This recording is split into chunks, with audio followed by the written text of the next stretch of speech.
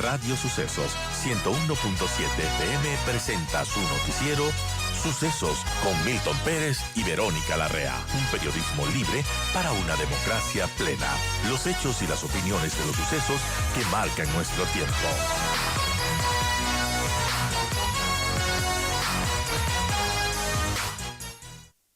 Estamos ya con Santiago Basabe. Gracias a Santiago Basabe por conectarse. Él es politólogo. Y vamos a analizar la situación del país. Ayer pasaron dos temas importantes. Estaba avanzándose el diálogo y finalmente por la muerte de este militar y la emboscada que se dio a un convoy militar en Shushufindi. Además, de estos diálogos estaban avanzados, pero hubo una ruptura y el presidente salió luego en una cadena y ya los representantes del Ejecutivo no volvieron a la mesa de negociaciones. En la noche, el presidente Lasso se salvó de ser destituido en el Legislativo. Así el panorama, Santiago, gracias por estar con nosotros, bienvenido. Y bueno, ¿cómo podemos entender todo esto? El presidente se salva en la noche, en la mañana se rompen los diálogos. ¿Qué está pasando en nuestro país? ¿Cuál es a su criterio la postura del gobierno? Y bueno, ¿qué podemos esperar en los próximos días? Gracias, Santiago, por estar con nosotros. Le escuchamos. Bueno, creo que en el plano de la política formal, ayer el presidente obtuvo una victoria, no fue cesado en sus funciones. Es una victoria pírrica, ¿no? Es una victoria que hay que tomarla con muchas pinzas. Faltaron apenas 6, 8 votos para la destitución del presidente, que no es mucho. Al final, muchos de los votos de la en este proceso que se inició ayer. Pero yo creo que esto no es más que una de las tareas que el gobierno tiene que resolver. La otra tiene que continuar haciendo lo que tiene que ver con la movilización. Es que sigue siendo importante, que tiene foco sobre todo, pero que eso no debe dejar de preocupar al gobierno. Creo que este es un buen momento para que el gobierno haga una reestructura total de su, más que de los nombres de los colaboradores, de cuál es su objetivo político de aquí a los largos 3 años que le quedan por delante, porque además de eso es otro tema que le juega en contra al gobierno del señor Lasso. No es que estamos ya en la recta final y se puede aguantar de alguna manera, sino falta 3/4 partes del periodo, o sea, falta muchísimo por delante. Y el hecho que la Asamblea ya no pueda volver a intentar un proceso de remoción anticipada del presidente no implica de ninguna manera que los mecanismos para buscar la salida anticipada del presidente Lasso se hayan cancelado. Hay otros, muchos y mucho más eficientes, como son las calles precisamente. Entonces, yo creo que hay que buscar alguna forma de negociación. Me parece que va a ser muy complicado con el señor Issa, y me parece también que esta mesa que se instaló el lunes tiene que ser rearticulada de forma prácticamente íntegra, porque los referentes de esa mediación eran los poderes del Estado, ¿no? Uh-huh. Que diferencia del 99.9% de países en el mundo, no son 3, sino 5, ¿no? Esto simplemente para recordar de dónde vienen muchos de nuestros problemas de esa famosa Constitución de 2008.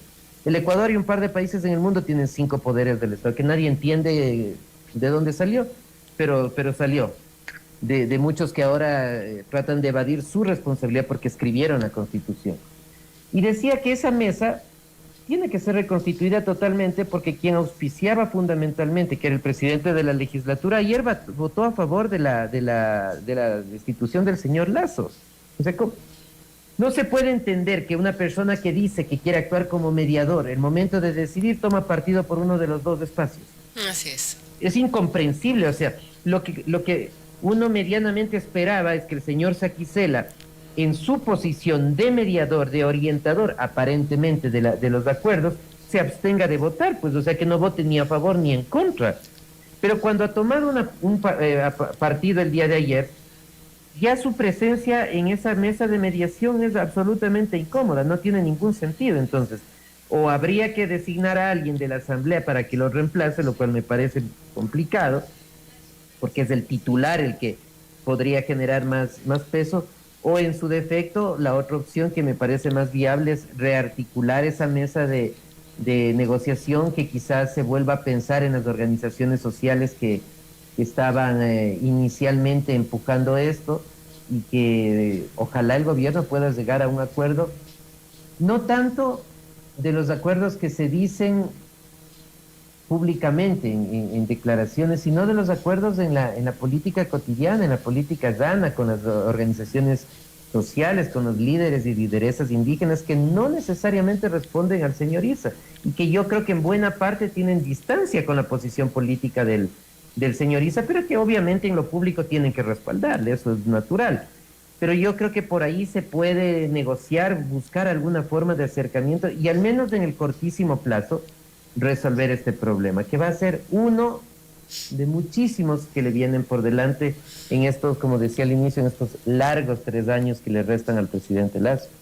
Qué complejo, como dicen, largos 3 años en los que deberá sortear, bueno, toda esta oposición y toda esta situación también. Ahora, ¿cómo llegar a un diálogo, Santiago, si es que, por ejemplo, se deslegitima al líder de la CONAIE y, por su parte, la CONAIE ha mencionado que lo respalda y Leonidas Issa ha mencionado, si no es con él, no es con nadie? ¿Cómo llegar a acuerdos de esa manera? En las mesas de negociaciones del gobierno se vio que se dio bastante, se vio que hubo un ánimo al menos de querer hacer las cosas, de poner posturas, pero del otro lado quizás no se vio esa flexibilidad, al menos es mi visión personal. No sé cómo le ve usted, Santiago. Sí, es así. Yo creo que el gobierno dio muchas señales. Me parece que fueron señales a destiempo. Por ejemplo, la reducción de los 10 centavos del galón de gasolina y del diésel. Quizás era más oportuno hacerlo una vez que empiecen las negociaciones y plantear como una propuesta dentro de las mesas y no antes, porque claro, si propones antes, le empujas a la otra parte que está en la negociación a pedirte más, pues es natural. Y eso era medio natural. Entonces creo que hay una cuestión de falta de coordinación en tiempos. Siempre es más fácil criticar cuando ya las decisiones se tomaron y cuando uno no está decidiendo en el momento específico. Eso hay que reconocer, desde luego. Una cosa es lo que discutimos nosotros y nos escucha la audiencia y otra cosa es estar en momentos donde la decisión pende de segundos, de minutos. Eso es cierto y eso hay que dejarlo en claro. Pero creo que ahí el gobierno se equivocó en alguna medida.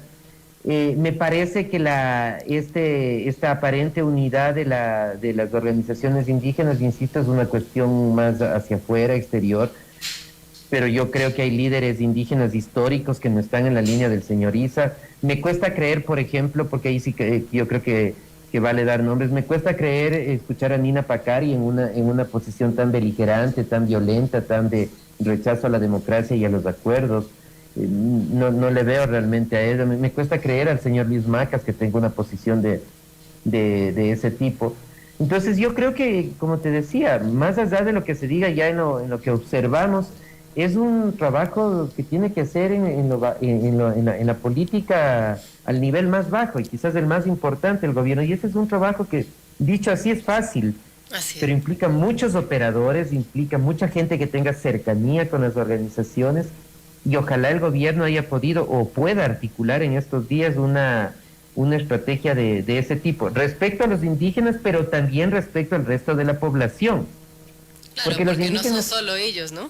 Por supuesto, y porque los indígenas también miden la temperatura de sus acciones en el resto de la población, y en la medida que vean que la población, me refiero a la blanco-mestiza, a la no indígena, empieza a dar pasos al costado, también eso les va a llevar a tomar otro tipo de decisiones. Entonces hay varios frentes en los cuales para esto, para lo inmediato, el gobierno tiene que trabajar de forma intensa porque las movilizaciones y las paras que hay acá en Quito tienen que llegar a un punto muerto, un punto de quiebre, a una suspensión. Y de hecho creo que la gente ya está cansada, y no solo la gente, el sector productivo ayer dio una rueda de prensa diciendo en pocas palabras, ya basta, estamos hartos de este paro y tienen que darse soluciones de alguna manera y ojalá se den, y que esto en la asamblea que sucedió anoche pues sirva como de un sacudón al gobierno para hacer las cosas distintas. Ahora, ¿qué tan distinto puede hacerlo el gobierno?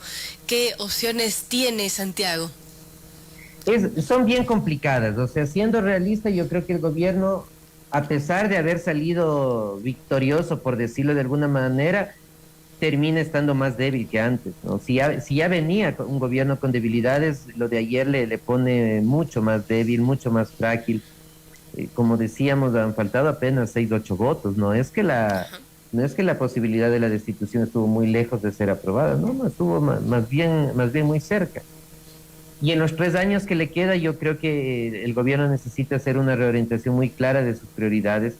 Quizás una opción es tornar un gobierno mucho más de concertación, mucho más centrista, menos apegado a la gente cercana ideológicamente al presidente Lazo y más a sectores independientes, autónomos, que puedan tener menos cuestionamientos sociales, abrir un espacio de poder también para algunos sectores sociales. Es decir, dejar de pensar en el gobierno de Creo con la visión política de Creo y pensar más en un gobierno de concertación, en alguna medida incluso de transición, un grupo de gente que con una visión un poco más amplia, menos apegada a la visión de Creo, le permita al presidente Lazo terminar el periodo. Eso, solo terminar, me parece que sería un éxito rotundo para el señor Lazo, porque le falta mucho por delante y como hemos dicho, o sea, ayer se cerró un capítulo en la Asamblea, pero la posibilidad de las calles, de la movilización y del apoyo a la movilización, no porque sea necesariamente concertado, de grupos de violencia que están organizados y que operan hace mucho tiempo acá, torna en un escenario bastante complicado. Hey, complejo amigos, 7:34 estamos dialogando con Santiago Basabe, politólogo, y sobre muchas cosas que sucedieron ayer, y bueno, sobre los legisladores que votaron por la destitución del presidente de la República.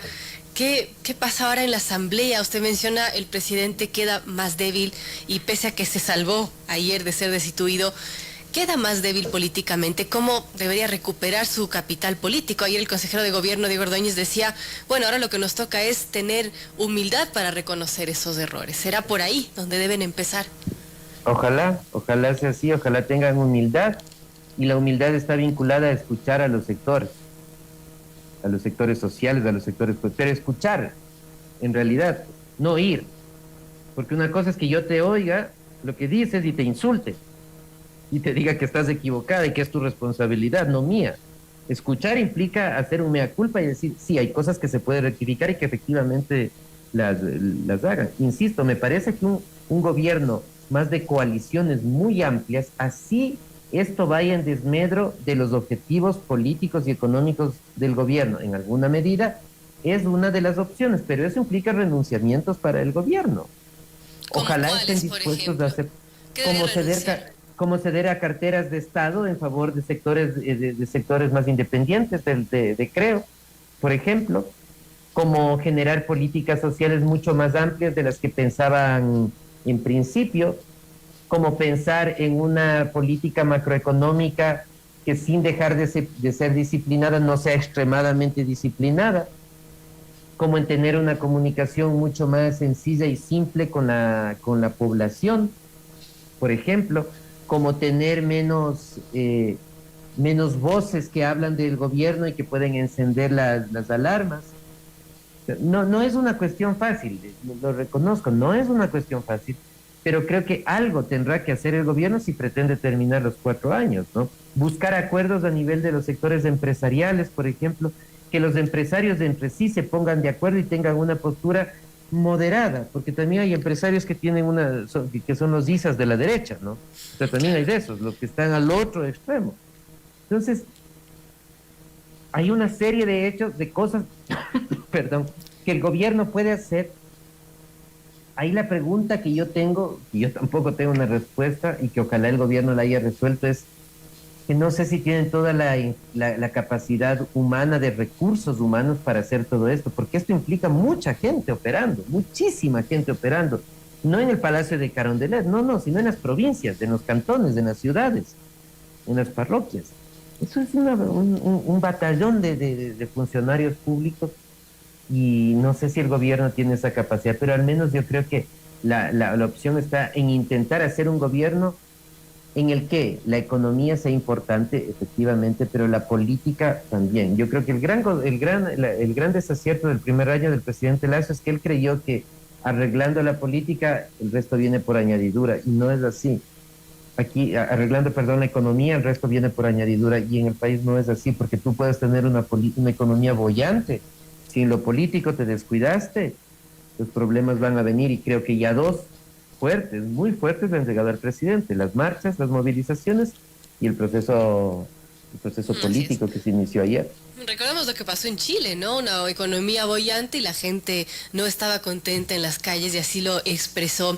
Ahora, Santiago, obviamente algo diferente tendrá que hacer el gobierno porque en su primer año lo que ha hecho pues no ha gustado a muchos sectores. Ahora, hablando del otro lado, del sector indígena también, bueno, pusieron sobre la mesa estos 10 puntos que en su mayoría, entiendo, fueron acogidos por el Ejecutivo, pero se vio esa postura tan rígida, quizás tan inflexible, y también, por ejemplo, a los 10 puntos se sumaron 11, 12, 13, 14, y temas tan incluso que no tienen coherencia. Por ejemplo, el uno es, bueno, bajar este tema de los precios de las gasolinas, aumentando subsidio, pero a la par no explotar petróleo, no hacer minería. Entonces, también resulta complejo estas exigencias de aumentar subsidios cuando no puedes explotar los recursos que te produce el mismo país. Allí también hay posturas inflexibles y eso complejo llegar a negociaciones. Por supuesto, y yo creo que el gobierno, asumo que lo tenía claro desde el principio. O sea, el señor Issa ha dicho, ¿me cumples los 10 puntos o no nos vamos de Quito? ¿Dónde está el espacio para negociar ahí? No hay. O sea, ahí no hay espacio para negociar. Y si te cumplo parcialmente un tema, me agregas del resto y me los cumples totalmente y te agrego más. Cambia el ministro del Interior, acaban de mencionar el día de hace pocos días. Cada Es día decir, se les ocurrió un punto adicional, ¿no? era una declaración adicional. Entonces ahí claramente se observa que no hay una voluntad de diálogo, de acuerdo, no hay ninguna apertura, no hay ninguna flexibilización. No creo que el señor Issa es el mejor interlocutor del movimiento indígena. Yo creo que nuevamente, como siempre, desafortunadamente, el movimiento indígena y Pachacuti tiene un cálculo político errado, porque me parece que esta actitud del señor Issa, que está representando al movimiento indígena en general y a Pachacuti, le va a pasar factura al movimiento en las seccionales que vienen en pocos meses, sumado a lo que sucedió ayer en la asamblea. Y eso, me parece, insisto, va a verse reflejado en ese proceso electoral. Y ahí será cuando Pachacuti empiece a tratar de echar marcha atrás, como ha venido en estos días, ¿no? Apoyamos el juicio, luego no, luego se pretenden desmarcar del expresidente Correa, luego votan en conjunto, luego tienen declaraciones discordantes, otras coherentes.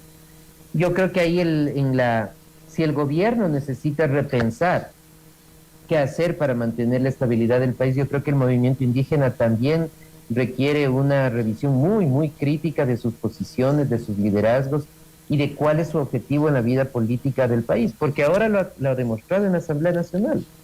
Luego del primer año y teniendo una bancada muy importante y teniendo la presidencia de la Asamblea Nacional durante buen tiempo, las políticas que efectivamente promovieron en términos de leyes han sido más bien marginales, han sido cuestiones mínimas. Entonces, yo creo que esta decisión de Pachacuti, insisto, nuevamente le va a pasar una factura que quizás se pueda observar ya de forma más clara en las seccionales que están por venir. Qué complejo, Santiago. Gracias por estar con nosotros analizando esta compleja situación del país. Y bueno, ayer sucedieron cosas importantes, interesantes. Veremos qué sucede en los próximos días y si es que se retoma o no este diálogo. Lo que sea que suceda, que sea por bien del país, Santiago. Así es, ojalá haya una suerte de acercamiento, al menos baje un poco las tensiones, el país pueda reactivarse en alguna medida al menos. Esto no ha terminado, creo que el gobierno en general va a ser un gobierno con mucha convulsión social, con mucha convulsión política y ojalá el presidente, como decía, tenga ya claro que como ha gobernado el primer año, si lo sigue haciendo así,